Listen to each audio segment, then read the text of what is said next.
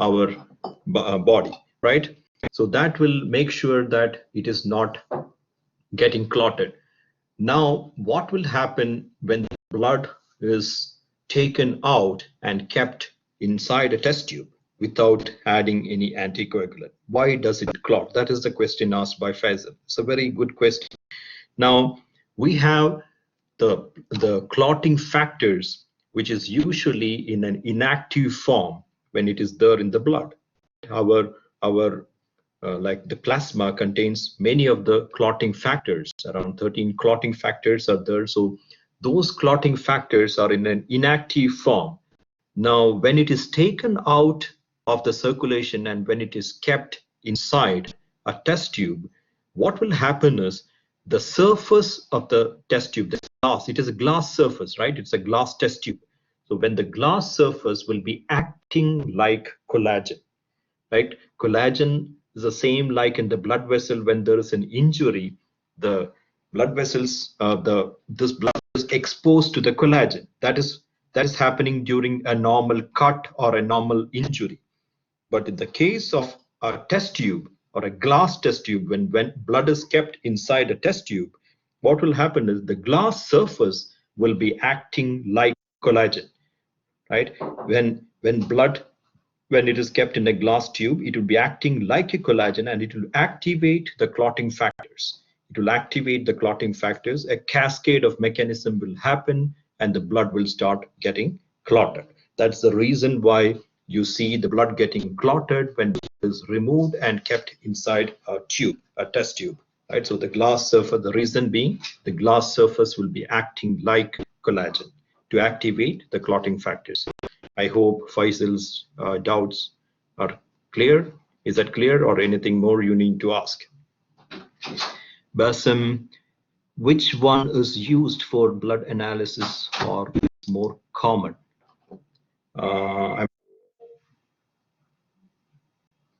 Yes, Basil, can you just clarify that a bit more, because I'm not getting what you're trying to ask. Which one is Basim Al-Raji? Which one is used for blood analysis or is more common? In the anticoagulated blood, where are the clotting factors located within the plasma? Of course, the clotting factors are located only in the plasma. We don't see any clotting factors on the RBCs. So even if it is an anticoagulated blood, anticoagulant is those substances which we are adding in addition to the blood when we are going to preserve the blood, right? So anticoagulated blood here, I hope you're asking about when it is taken out and preserved, like in cases of blood bank. When we are keeping it in the blood bank, definitely we will be adding anticoagulants like EDTA and those kind of anticoagulants. So when that is done, usually these clotting factors are kept in an inactive form. It is kept in an inactive form. So those clotting factors will not be active and clotting will not occur. That is why we can preserve the blood again in the fluid state, even if it is preserved. So it is located, the clotting factors are located within the plasma and not on the RBCs. I think Asim, you can just, Jalal, why are the differences in red bone marrow percentages between infants, male and females? What is the physiological significance? Again, one of the very good question. Let us go to that. Okay, now look at this, the one which you are seeing. It is the distribution of bone marrow in adult and an infant. If you see in this particular infant, you see that this is the skeleton of the infant and this is the skeleton of the adult. What is the major difference what you can see? Now I am answering to Jalal.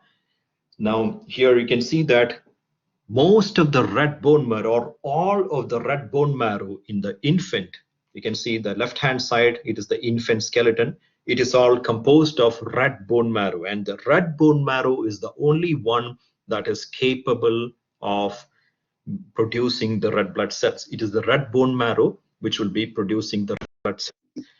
Whereas in the case of, in slide 8, it is mentioned that plasma contains.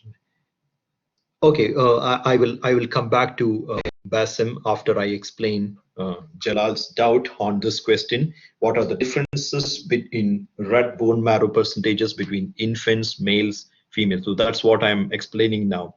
I'm just telling that there is a difference in bone marrow between the infant and the adult. In the adult, the bone marrow is restricted to only few areas like cranium, sternum, ribs, pelvis, upper end of the long bones. These are the only areas in an adult where you can get a sample of red bone marrow. Whereas in the case of infant, all the bones, all the bones are having red bone marrow, right? So as we grow, so all of us are born with red bone marrow. When we are infant, all of us are having red bone marrow. As we grow adult, most of our red bone marrow will be converted into yellow bone marrow by accumulation of fat. That is why you are seeing in these bones. So these bones, what you see is yellow bone marrow, right? These are all yellow bone marrow, right? These are all yellow bone marrow because all those long bones, what you see, that is all having yellow bone marrow. Only the tips of the long bones you will be seeing that it is having the red bone marrow. Then you can see specific areas, cranium you can see, sternum you can see, then the pelvis, the upper end of the long bone. So these are the areas where there is red bone marrow which is restricted. That means when you have more amount of red bone marrow, then you have more amount of RBCs. That is why in the case of infants, you see that the RBC count is very high. It is in like around 7 millions, whereas in the case of adult individual, it is about 5.5 millions. It is less, right? Now let us come to the other question of Jalal, why there is a difference in males and females, right? In the males and females also, when you see the RBC count, let us see here also. Yeah, here also you can see that in the hematocrit also, you can see that there is a difference in the RBC, right? Adult male, it is only 45 plus or minus 5, and in adult female, 42 plus or minus 5. So this is one change what you see. And also, what is seen here is why there is a difference in the case of males and females. Here, because again, the reason being in the case of males, the red blood cell count is much higher when compared to the females. Here, the male sex hormone testosterone has a very important role in stimulating the erythropoiesis. Erythropoiesis process by which red blood cells are produced from the bone marrow, right? So in this case, in the case of males, we have testosterone. So testosterone will be stimulating our bone marrow and it will be producing more amount of red blood cell. Whereas in the case of females, they don't have that, right? So that is not having a stimulatory effect. Okay, so Jalal, I hope I answered you. In slide 8, Basim, now let me come to your question. In slide 8, it is mentioned that plasma contains respiratory gases. Let me go to slide 8.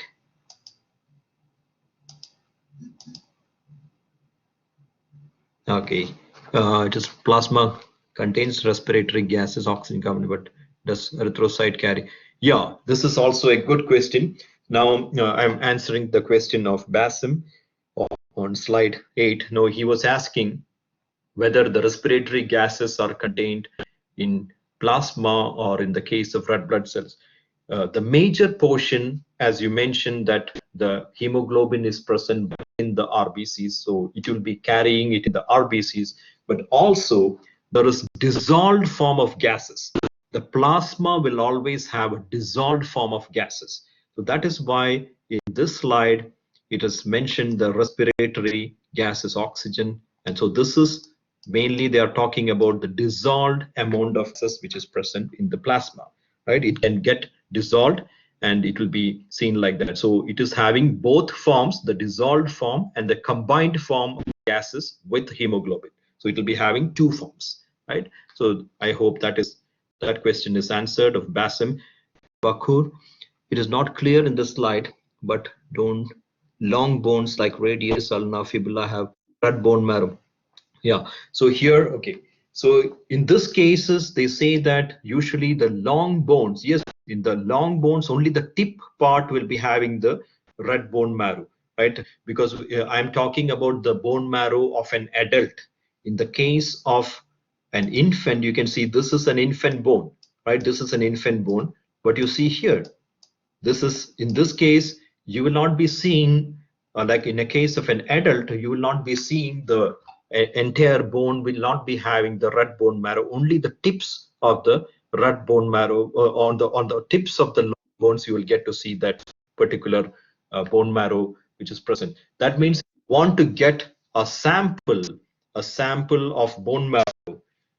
Here you can see in this picture also, if you want to see a sample of bone marrow, we need to do a bone marrow biopsy, and usually it is taken by from the iliac crest during the by using an aspiration needle. So that is the location clinically, that is the location from which we can take a sample of bone marrow if you are suspecting like bone cancer or the bone marrow cancer or something like carcinoma. So any of those kind of situations. Okay, I hope it's clear. Jalal, does the fact that infants have more red bone marrow erythrocyte somehow? Yeah, it is in the case of infants, yes, the red bone marrow is more as a result of all the bone marrow will be like, so that they will have a very active bone marrow, because red bone marrow is the only one which is capable of producing red blood cell, whereas yellow bone marrow is incapable. It is almost like an inactive one, right? So yellow bone marrow doesn't have the capacity to produce the red blood cells. So that is the reason why we are having this differences in the case of an infant and in the case of an adult. Adult, always you'll be having a lesser amount of red cells when compared to the infants. Now the question is, how does iron deficiency affect erythropoiesis? Yes, iron deficiency, iron is one of the essential element. If you see the what is that, among the essential factors, you can see iron is having a very important role. Let us go to that slide. It is one of the important factors. It is a nutritional factor. Look at this. So here you can see that iron is involved, iron, amino acids. So these are involved as nutritional fact. That means iron is one of the major component of hemoglobin. If you see, it is kept, iron is present inside the hemoglobin, right? So for the formation of hemoglobin, it requires iron, right? If you see the structure of hemoglobin, look at this, you can see that one of the major component is iron inside. So if you don't have iron, like in the case of iron deficiency, definitely the hemoglobin production will be like lesser. Usually these kind of anemia, what you see as a result of iron deficiency, it is called as a microcytic anemia. Microcytic means they are small in size. Microcytic anemia is a cause for the iron deficiency.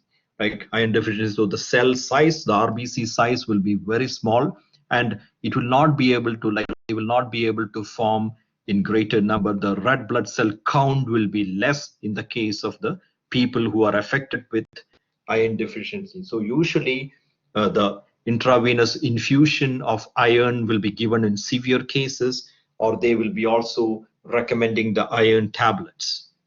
So that is how the iron deficiency anemia is treated, right? So that is how. So I hope Khalid's okay. So how does iron deficiency? Okay, welcome. So in slide 16, it is mentioned that in case of low oxygen delivery, the cells of kidney secrete. Okay, let us go to 16. Yes, I will explain this slide once again. Now here, low oxygen delivery, the cells of the kidney secrete erythropoietin. Is the hormone synthesized by the adrenal? No, here this hormone erythropoietin is a, so it's a hormone that is secreted.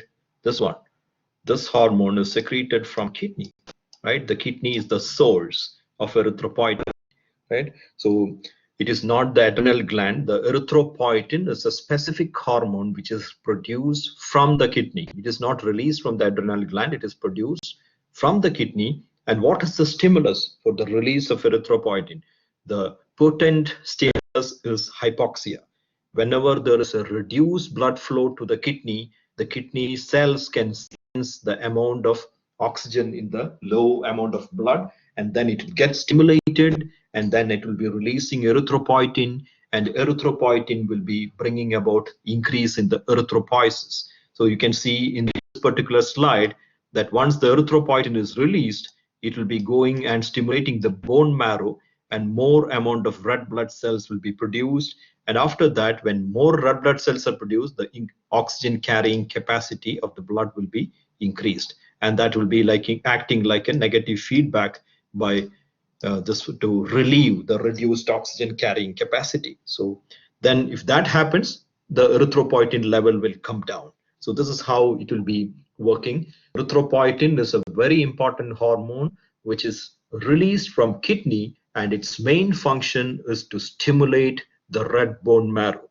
Right? So that will be happening, and then it will be producing or increasing the erythropoiesis, production of red blood cells. I hope Basim's question is clear.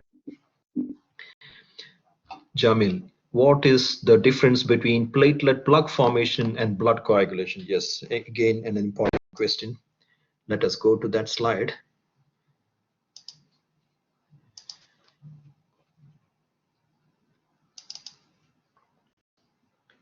Okay, platelet plug formation.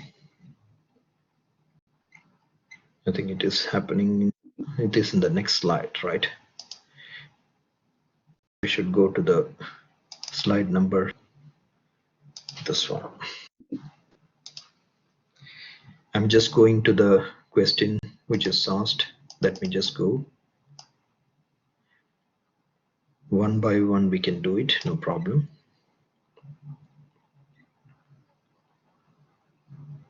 So he was asking about the platelet plug formation. Yes, this one, right? So he was asking the difference between the platelet plug formation and the coagulation.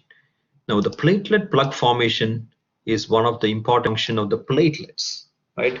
So if you see here, whenever there is, yeah, here, whenever there is an injury, the first thing what is going to happen is a platelet plug formation. The platelet plug formation is the first thing which will be happening. It will be preventing the loss of blood. That means it is preventing the bleeding. Whenever there is an injury, the first thing what is happening is there is bleeding which will happen, right? So we need to prevent that bleeding first. So first thing will be a vasoconstriction, which is followed by platelet plug formation.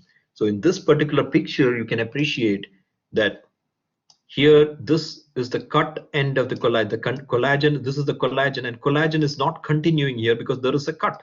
This way, it is a cut. So during the cut end of the collagen surface, the platelet will get adhered. The platelet will get attached by a factor which is called as a von Willebrand factor. So von Willebrand factor will allow the platelet to get attached to the collagen, and also it will be the platelet will be sticking together. And also you can see the platelet will be secreting various chemical substances that can attract, they can bring the platelets to that particular location, and it forms a final plug. When there is a plug formation or a platelet plug formation, it stops the bleeding. Now he is asking, what is the difference between platelet plug formation and coagulation? Coagulation, in this particular slide, you can see that in the coagulation, the clotting factors has to be activated, because I told that there are so many clotting factors which is present in the plasma, which is in an inactive state. All these clotting factors will become activated, which is when there is an injury, right? So that will be happening. So this will be the one which actually forms the clot. Whereas the platelet plug is not forming the clot, it is just forming a kind of mass of platelets which will be preventing the bleeding. Whereas actually the clotting one is because of the coagulation, because of the cascade of the pathways. There are two different pathways which are involved in the blood clotting. The clotting factors will be activated, all the sleeping clotting factors will be activated, and then it will form a fibrin thread. You can see here the fibrin thread.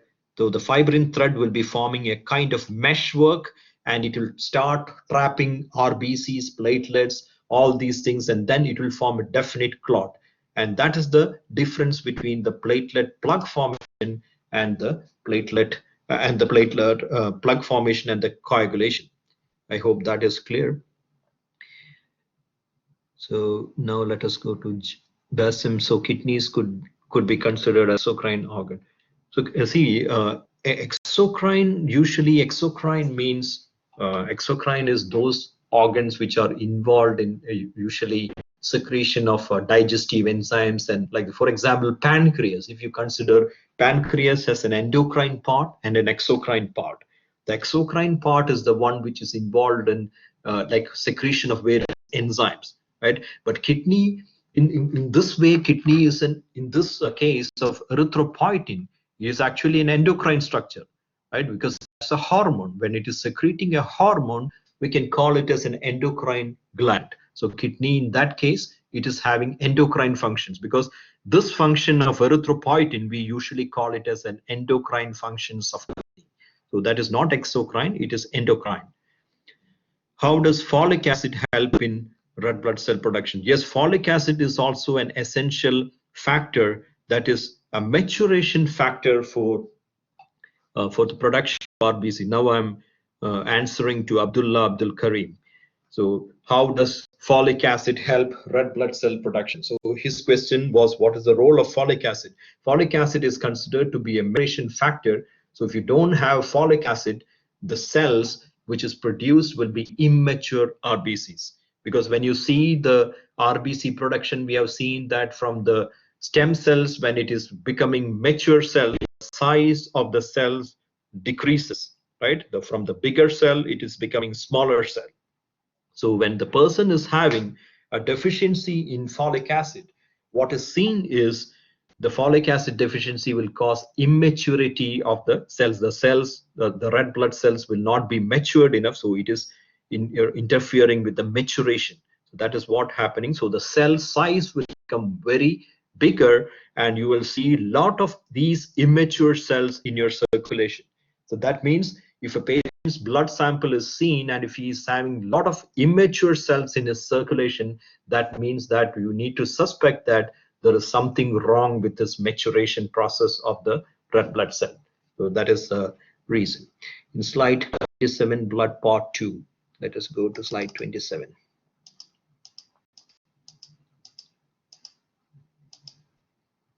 Okay. It says that the recipient plasma, A antibodies and A shouldn't. Well,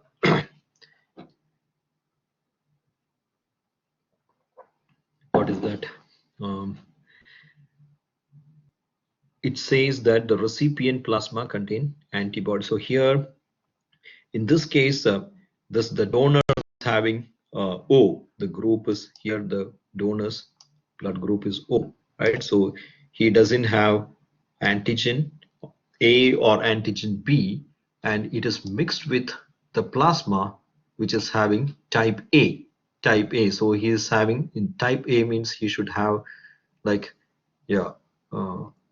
So here you're asking contains and yeah, it should be, yeah, it should be here, yeah. It should, in this case he should have, so if it is type A, it should be B. Yeah, this is what you're telling, right? Yeah, that should be B antibodies. Yes, you are correct. Yeah, it's good. Thanks for letting me know about that. Right, so that should be, if he's having antibodies. Yeah, you got it. Thank you. Yeah. So now any more question?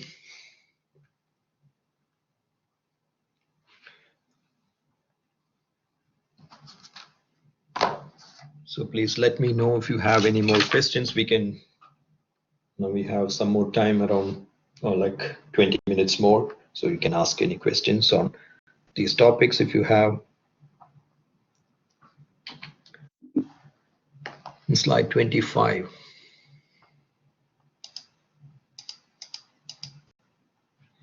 Okay, okay. AB group. AB group is universal donor if the blood cells have antigen A and B, for example. Okay, now here this particular concept of universal donor and universal recipient, one very important thing you need to remember is this is not a kind of rule. Because here this can be applicable only when you're not getting the compatible blood group, right? So here the O group individual is considered to be a universal donor because the O group doesn't have A or B antigens, right? So his question is how come AB group? Okay, we are talking about AB group after this.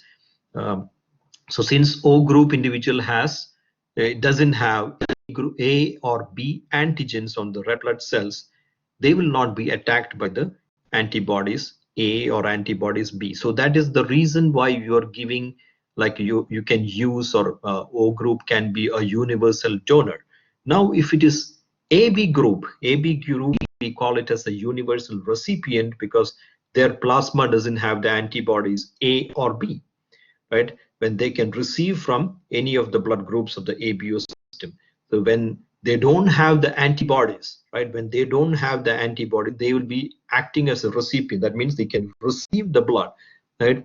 If AB group receives O group, that O group will have what? Okay, so see here, one thing you need to remember is here, yeah, this is a good question because here the amount of, even if there is any small amount of antibody, what will happen is what will happen to the volume of plasma in the recipient. Now I'm talking about if you are a recipient, right?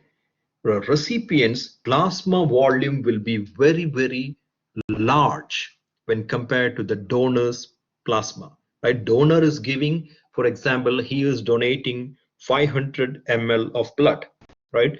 If you look at that 500 ml, half liter of blood, if he is transfusing, or 250 ml of blood is transfusing to one person, right? Let us say 250 ml of blood. If you are giving 250 ml of blood to a particular recipient, the amount of plasma which you are giving to that particular recipient, the amount of the donor's plasma will be of very less quantity when compared to the recipient's plasma. So even if there is some antibodies, it will get diluted in the recipient's large plasma volume. This is what the basic thing. So if you need to remember that even if there's a slight amount of antibodies in the patient, in the donors, like plasma, what that will get diluted when it comes a larger volume of the recipient's plasma. So recipient's plasma is a larger volume. So because of that, this particular antibodies will get diluted. So the titer value is very, very low. So it will not have a kind of interactive, like it will not cause any clotting, right? So, but still I am making it very clear that in this particular slide, the nowadays we cannot accept the concept of universal donor and universal recipient. This is only when we talk in theoretical concept, because in case if we are not getting the compatible blood group, then only we go for this kind of, for example, if it is an emergency situation, a war situation where you don't get enough amount of compatible blood group, in such circumstances we will be using this particular concept. Otherwise, if there is a group individual, we need to give the blood to A group. If it is an O group individual, it should be given to the O group. We should be matching one. So that is very important. Now let us go to the next question of Abdullah. If basophils mediate allergy, how can it be useful? Basophils is one of the cell which is involved in the allergic reactions, right? Basophil, when compared to, like, when each cell is different functions.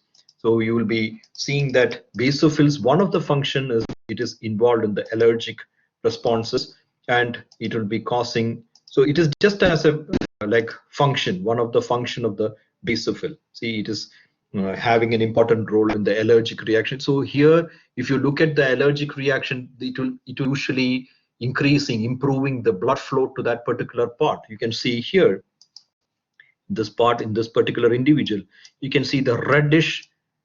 Like, can you appreciate that every part of the individual is having redness? So this redness is because it will be releasing various factors which will be helping in the allergic responses. So it will be increasing the blood flow to that particular part, so that it will be like causing a kind of a dilution of the allergic responses will be happening. So this is a kind of defense mechanism which is produced, and basically is having one important role there.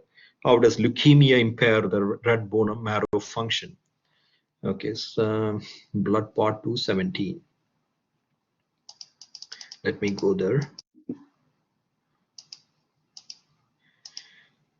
Okay, so here in this case, okay, so leukemia is basically when the number of the white blood cells is beyond the control, right? It'll be going the like more than the normal control. Here it's a kind of impairment in the bone marrow. So in this case, there are two types of leukemia which is mentioned, which is a myelocytic leukemia, which is a myeloblast stem cells. Any of the stem cells will be affected, like granulocytes and monocytes are the one which is commonly affected in this case, and lymphocytic leukemia usually involving the lymphocyte. But generally what you need to remember is leukemia is a condition in which the WBC production is much beyond the normal range of production. So the bone marrow will be very, very active in that case.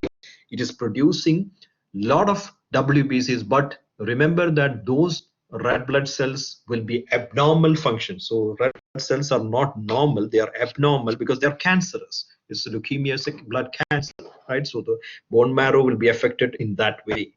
So I hope that is the question which was asked by Ali. Then Yasid, in RH incompatibility, can it always be avoided or treated with second pregnancy? What is the consequences of transfusion of wrong blood group? Okay, I will come to first. I will answer Yazid, then I will come to Hussein. Right. So Yazid was asking about the last slide. Yes, let us discuss about the last slide. Yes. So here he was asking about the RH incompatibility. Can it always be avoided or treated with second pregnancy, or some people won't respond? This is a very important question. This RH incompatibility, this one in the olden days, before identifying of these kind of RH incompatibility, people were not aware. So in those cases or those years when we were not aware of such a thing which is existing, there was a lot of fetal death, right? There was a lot of fetal death which used to happen during the RH incompatibility.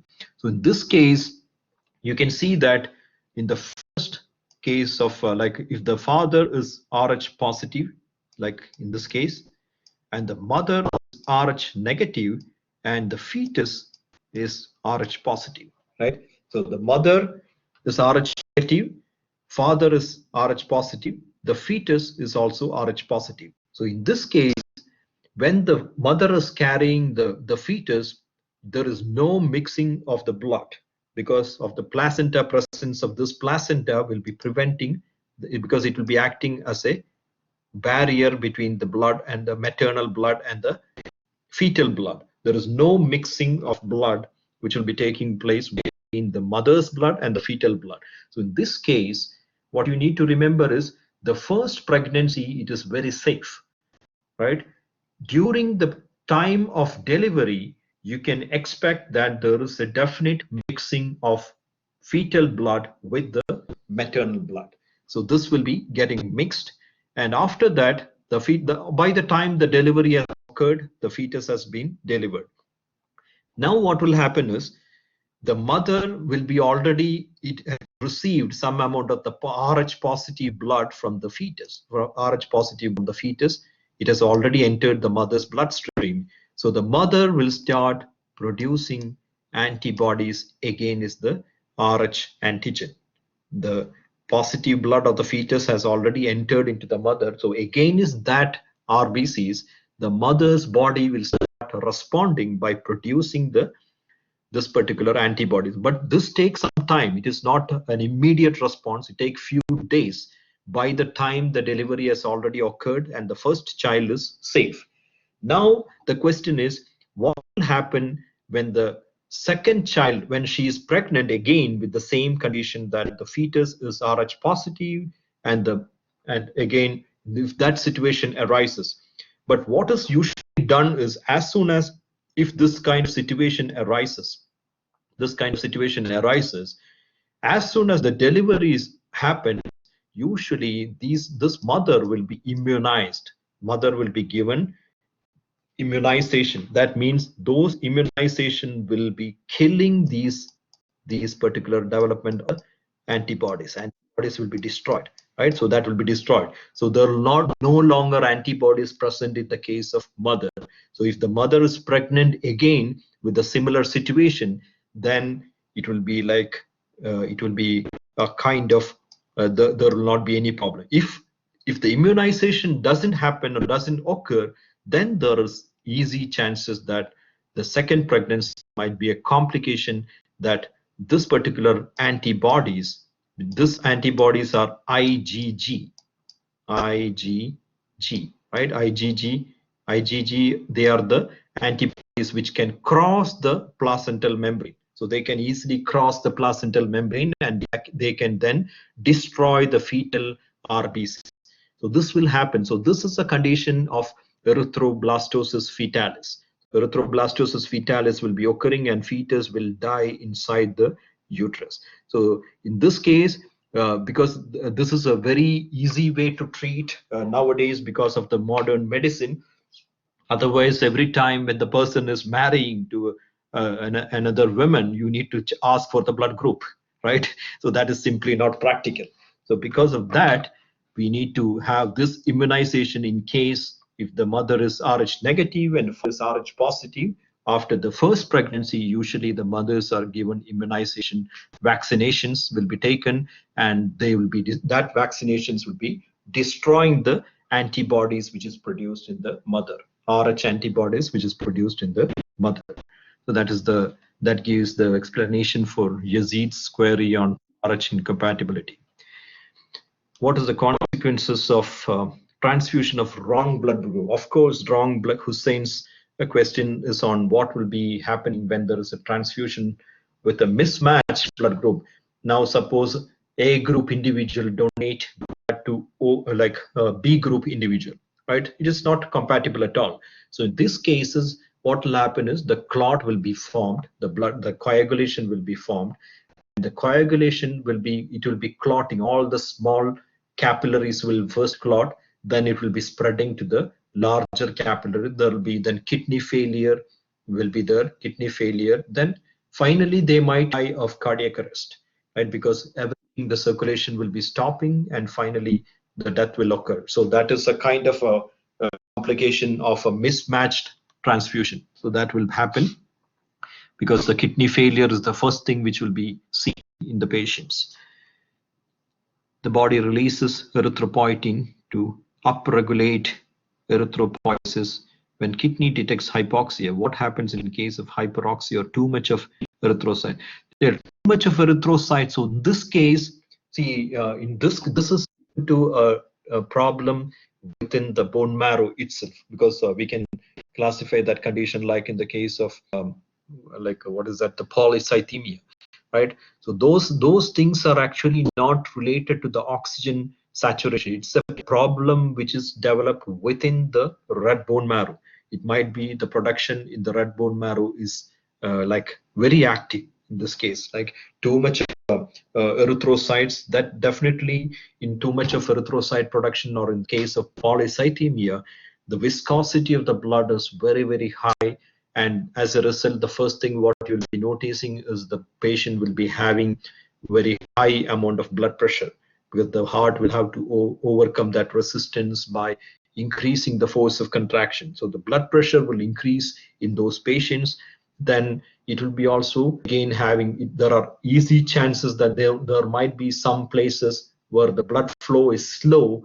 There are chances that internal clotting mechanism might be initiated in some of the patient. So there are a lot of complications of polycythemia in the patients, right? So usually hypoxia doesn't have much role. The hypoxia will be the potent stimulus to release the erythropoiesis. But if you have more amount of oxygen, that will not stimulate the erythropoiesis. Means it will not be stimulating the erythropoietin. So here that I think that is the question which you were asking. Regulator when a kidney detects hypoxia. Okay. Okay, too much of erythrocytes when it is there, it will not be stimulating the erythropoiesis will not be. It's a kind of too much of erythrocytes will be produced only in pathological condition. You usually under normal circumstances, you will not be seeing the situation, right? I hope Jalal, is that clear? So any more question you have? Okay. We have another 5 more minutes before we stop, so we can. So after that, I have a session with another batch of pre-MSc students.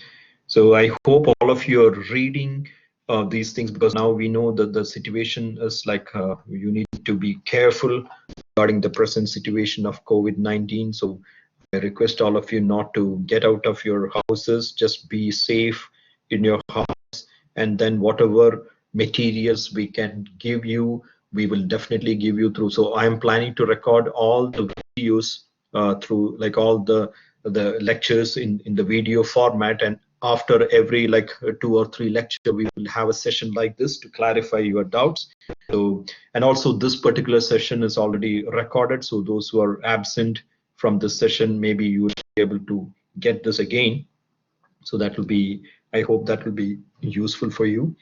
So do you have any specific doubts, clarification, anything which you need to make it? You can ask again. So no problem. So what about, I just want your honest feedback on the quality of the lectures, what we are giving in the pre-med, the recorded lectures, because this is the only thing which we can do, because without seeing you, we're trying to do this lectures. So, okay, that's great. Great to know that. So your feedbacks are most welcome. So before you leave, I also just wanted to get a feedback on some sessions. So we'll just wait for a while. So I just wanted to.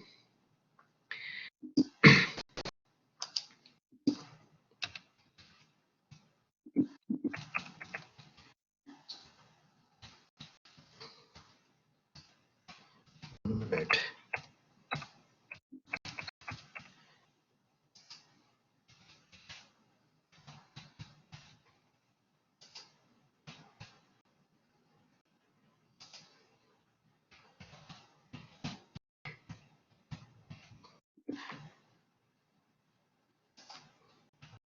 Your feedbacks are most welcome. So we just wanted to, so you can just click on your responses. Did you enjoy this session? If you wish to click, you can just try to do this, so that we can get feedback on.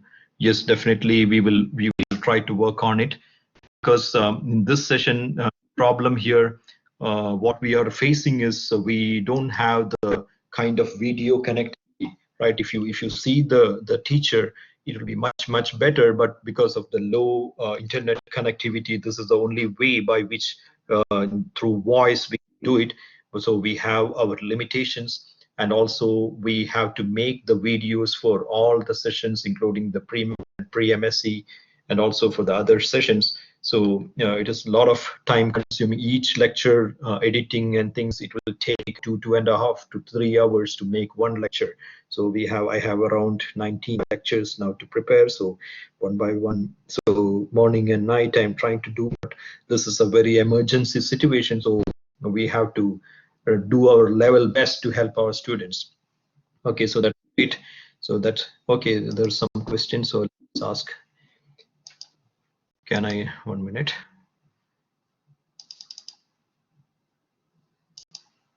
Okay, now let me go to Some question.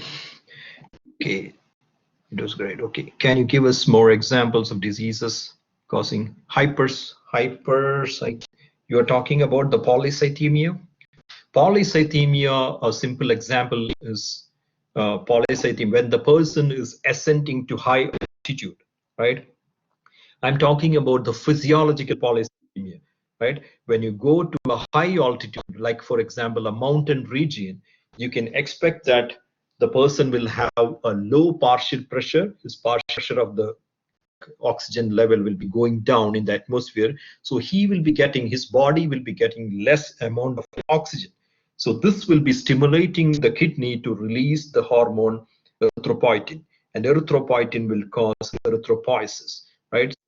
It will be happening, and then you will be also, like when that happens, the number of red blood cells will be increased. The pathological condition is called polycythemia vera. It is polycythemia vera, vera. Polycythemia vera, it's an abnormal condition, it's a pathological condition where you will see increased production of red blood cells. So it's a problem with the bone marrow itself, right? So that's a kind of thing. So there are so many other disorders where you will be learning more when you go to College of Medicine, when you start learning the pathology.